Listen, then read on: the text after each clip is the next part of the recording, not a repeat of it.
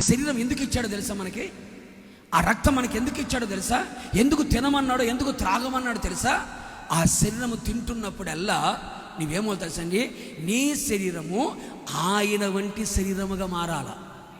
ఆ రక్తము త్రాగేటప్పుడు నీలో ప్రవహించే ఆ రక్తం క్రీస్తు రక్తములాగా మారాలి. కొడు చెప్పులు గట్టిగా. అందుకే శరీరం అనేది పోలిక. శరీరం అనేది పోలిక. రక్తం ఏమిటంటే మన స్వభావాన్ని సూచిస్తుంది. అంతరంగం రక్తం. అందుకనే ఈ కోపము, ఈ వైరాగ్యము, ఈ బతుకంతా వాడి జీన్స్లోనే ఉందంట. దేంట్లో ఉందంట? రక్తములోనే ఉంది. నీ రక్తములో పరివర్తన కలగాలని, నీ శరీరములో పరివర్తన కలగాలనే యేసయ్య తన శరీరాన్ని మనకిచ్చాడు, తన రక్తాన్ని మనకిచ్చాడు. ఆ రక్తము త్రాగుతున్నప్పుడల్లా నీ రక్తములో ఉన్న స్వభావాలని